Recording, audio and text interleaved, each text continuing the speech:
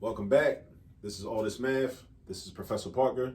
And for today's lesson, we're going to do some multiplication using the grid method. So normally Asada would be here for a lesson like this because I need to show her this. And actually, I think she might already know this, but this would be a good reinforcement for her. But Asada's at dance practice, dancing, doing her thing. But the show must go on. So we're going to use the grid method. And the grid method is in that dreaded section of math that a lot of people like to call new math, right? But I'm gonna break it down for you. I'm gonna show you how it's not that difficult. And it's actually pretty easy, all right? But it's always good to have multiple methods of solving a problem, right? You wanna have multiple methods. You don't wanna be just locked into just one method, the way that we learned how to, do multiplication 30 years ago, 35, 40 years ago, whatever. We don't wanna be locked into that. All right, where you stack the numbers on top. It's good to know that method as well. We call that the common method, or the long multiplication method, or the standard algorithm. Those are some different terms we use to describe the more traditional way of multiplication that we were taught, like I said, years ago.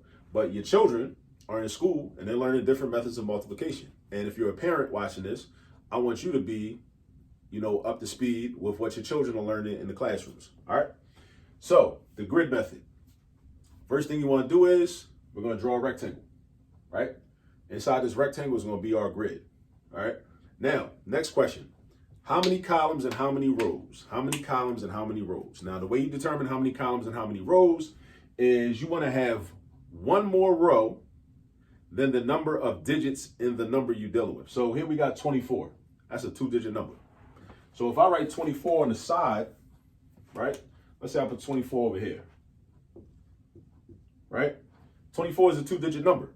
So since I wrote it on the side, my rows are going to hold the value of 24. So I'm going to have 3 rows. 2-digit number, 2 plus 1 is 3. So I'm going to have 3 rows. So let me draw my 3 rows. 1, 2 lines, give me 1, 2, 3. 3 rows. All right? Now, my second number is 12, or my other factor, right? You can call these factors. Usually, I get this confused sometimes. I think this is the multiplicand and this is the multiplier, or this is the multiplier and this is the multiplicand. I need to look that up, right? Because I forget it from time to time. But we can just refer to them as factors. Factors are numbers that get multiplied that result in a product or a multiple, okay? Now, the second number, or the second factor, is also a 2-digit number. So because that's a 2-digit number, I'm going to put that up here somewhere, right? Above the grid. Now, that's got 2 digits. 2 plus 1 is 3. So therefore, I'm going to have 3 columns. So I'm going to do 1, 2. All right. Now, this is going to be left blank. Right? That's blank. So basically what you're doing is you kind of setting up a multiplication chart. Like a multiplication chart, multiplication table, like the one in the back of a, black and white composition notebook. You're basically setting that up. You're just using these 2 numbers. But what you do is you break these numbers down according to place value. So 12 is actually 10 and 2, right? It's 10 and 2, because 10 plus 2. You got 10, you got one set of 10s, so that's 10, and you got 2 1s, so that's 2. So what I'm going to do is I'm going to take this 12 and I'm going to break it down into 10 and 2. So 10 goes in this box and 2 goes in this box. I got 10 and 2, right? That's how I broke the 12 down. Now I'm going to do the same thing with the 24. I'm going to break the 24 down into 20 and 4, because I have 2 10s, which gives me 20. And then I got 4 1s, which gives me 4. 2 10s is 20. 4 1s gives you 4, right? And that's why the number is 24, because the 2 tells me how many 10s are in this number. The 4 tells you how many 1s are in this number, all right?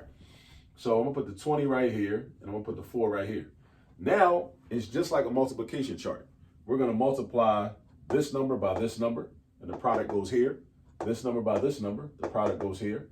This number by this number, the product goes here. And this number by this number, the product goes here. All right.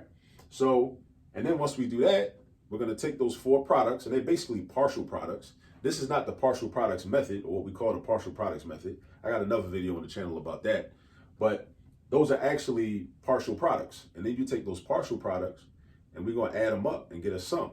And that sum is going to be the product of 24 times 12. So let's get into it. So first, let's do 20 times 10. 20 times 10. Now you might be thinking, oh, that's a big number. How am I gonna do that? I need a calculator. No, you don't need a calculator. In order to do this method, you should have some familiarity and some comfort with multiplication facts. because there are zeros on the ends of these numbers, we can temporarily act like those zeros aren't even there. And we can just do 2 times 1. 2 times 1. 2 times 1 is 2. Just like 2 times, any number times 1 is that number. So 2 times 1 is 2. And then because we temporarily acted like those zeros wasn't there, then we act like they are there again. We just attach them to that product. So we write 2 with 2 zeros attached to it, which is 200. 2 with 2 zeros attached to it is 200. And that's a little math trick that you can use whenever you're multiplying numbers and end to 0. You can always do that. That always works. All right. Now we're going to do 20 times 2. Again, if you don't know what 20 times, if you don't know that 20 times 2 is 40, that's fine. Think about it like this. Pretend that that 0 wasn't there. And you were just doing 2 times 2, which is 4. We hope you know that 2 times 2 is 4, right? And then you reattach that 0 to the 4, which gives you 40.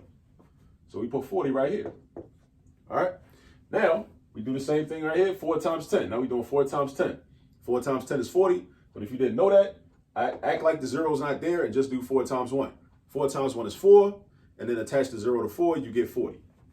All right, so you put a 40 right here. And then 4 times 2 is 8. That's the same thing as 4 plus 4. All right, so these are our 4 partial products that you see inside here, right?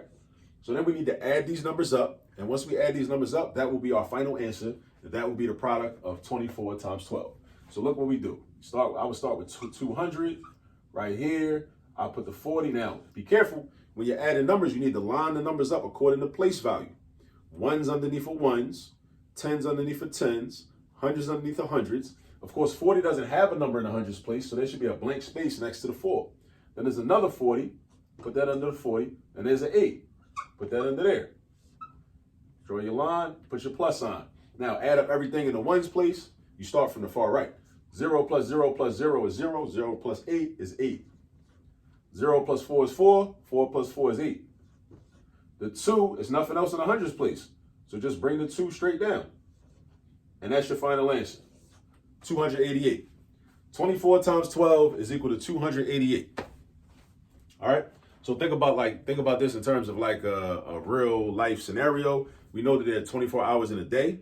So if you want to know how many hours are in 12 days, because there's 24 hours in one day, but what if we're talking about 12 days? How many hours is that? That is 288 hours. And that's also helpful too. So when we're doing like math problems, we're doing computation, arithmetic with different numbers, we just throwing numbers around. Try to create scenarios that match up with the numbers. So therefore, the math becomes more realistic, you know, especially if you're working with your child. You know, if you're an adult or a parent looking at this video, trying to get ideas for how to help your children, try to create like little like simple word problems like I just did. You know, just take some time and just think like, you know, like for this one, like 57 times 36. So I don't know. Let me think. I don't know. You might be in Home Depot or something, trying to do like a do-it-yourself home improvement project or something. And a little bolt or bracket or something costs 57 cents and you need 36 of them. That's just the first thing that came to mind. And so once we find out what 57 times 36, we know how much money that costs, right? Now that involves decimals, so that's a little different. But, or let's say, you know, there's a book that sells for $36, and say you wrote a book and you're selling it for $36, and you know that you sold 57 of them, and you want to know how much money that is. So $36 times 57, or 57 times 36. Either way, the order doesn't matter with multiplication, just like with addition. The order matters with subtraction and division, but not with multiplication and division. I'm sorry, not with multiplication and addition, because that's called the commutative property, right?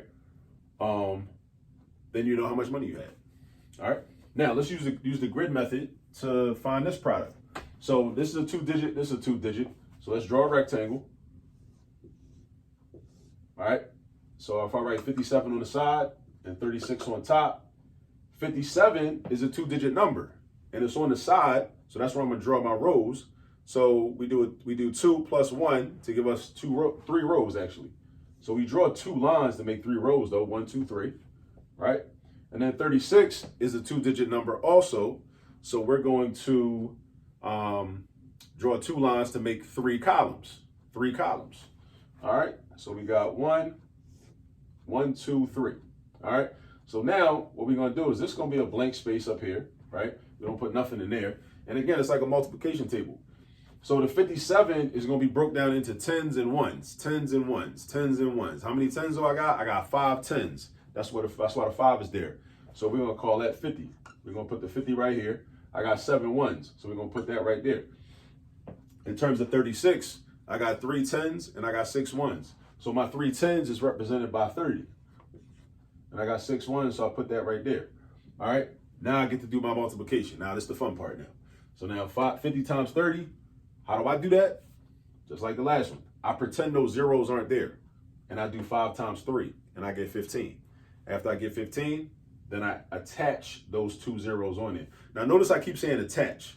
And sometimes, you know, I might slip up and say add, but I like to say attach. I'm gonna tell you why. I tell my students at Cheney this also, right? My education majors in my math methods course. I try to get them to use the word attach instead of add, because when you're talking to a child about this, they might confuse what you mean. They might confuse what you mean with something else. They might conflate it, right? Because if you say, well, 5 times 3 is 15, now add 2 zeros. Instead of just writing 2 zeros next to the number 15, they might actually think in their head, oh, what's 15 plus 0 plus 0? Because you said add, right? You said add. That's what you said. They might misinterpret what you mean and then end up just writing 15. Because based on that logic, they would be correct. 15 plus 0 is 15. So that's why we want to be careful about the language that we use. And we want to use words like attach or right next to. But now some students might know what you mean. And if you know them, right? If you're dealing with your child knows what you mean when you say that, then okay, cool.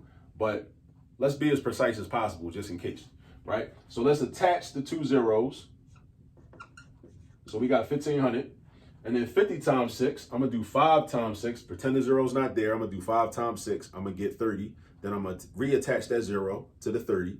So I already got 30. Put a 0 next to 30. That makes 300.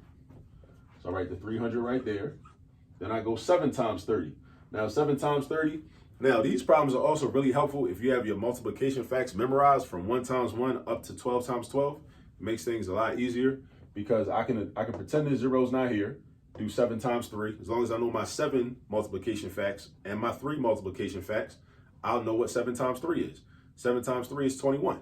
So then I reattach the 0 next to the 21 and I get 210. So I write 210 right here. And then I do 7 times 6, another multiplication fact. As long as I know my 7 timetables and my 6 timetables, then I would know that 7 times 6 is 42, right? So I write 42. And of course, 7 times 6, because of the commutative property again, is equivalent to 6 times 7. Okay? So now, these are my 4 numbers, my 4 partial products, so to speak. So I'm going to add them up. And once I get my sum, then I'm going to have my product of 57 and 36. So 1,500 plus 300. Notice that we line up the ones, we line up the tens, we line up the hundreds. There's no thousand, there's no value in the thousands place in 300 because it's not at least 1,000. So that's a blank space. Then we're going to write 210 underneath. Then we're going to write 42 underneath. All right? Draw your line, put your plus sign. Start at the far right column, right? 0 plus 0 plus 0 plus 2 is 2. 0 plus 0 plus 1 is 1. 1 plus 4 is 5. And then we go to the hundreds place. 5 plus 3 is 8. 8 plus 2 is 10. Now, this is fun because now we get the carry, which is part of what we call regrouping. Right? With subtraction, it's called borrowing, but with adding, we call it carrying. So 5 plus 3 is 8, 8 plus 2 is 10. So we put the 0 down and we carry the 1. So now we do 1 plus 1 and we get 2. So our final answer, the product of 57 and 36, or 57 times 36, is 2,052. 2,052. All right? And again, that's the grid method. That's the new math. So I told you, like, new math ain't that bad, right?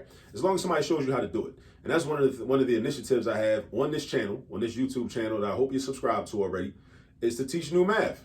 Because there are a lot of complaints, which are justified, a lot of justified complaints from parents about the new math, because nobody taught them the new math. Nobody taught us the new math. I mean, I learned the new math because I had to teach it. I teach it at Cheney. So in the last 4 or 5 years, I've had to learn it, right? But everybody wasn't so lucky. So that's what I'm doing on this channel. I'm giving you the game I'm putting you on, teaching you how to do the new math so you can help your children with their homework.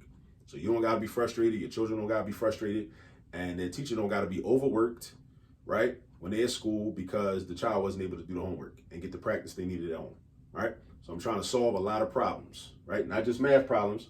I'm trying to solve some community problems here, right? I'm trying to provide resources, and this is on YouTube. So if you're watching this, you're watching YouTube probably, unless it's like a little snippet that's on Instagram or something. But hopefully you subscribe to the channel and also turn on the post notifications so you'll be notified when I put out new content. All right. Now, this is a guide, right, of multiplication using the grid method. What I suggest you do is like create some problems on your own and even get a little creative, get a little adventurous and do some 3-digit by 3-digit or 3-digit by 2-digit or 4-digit by 4-digit or whatever. You know, you can do numbers as large as you want, right? Create some of your own problems and get practice. If you're a parent doing this, practice yourself.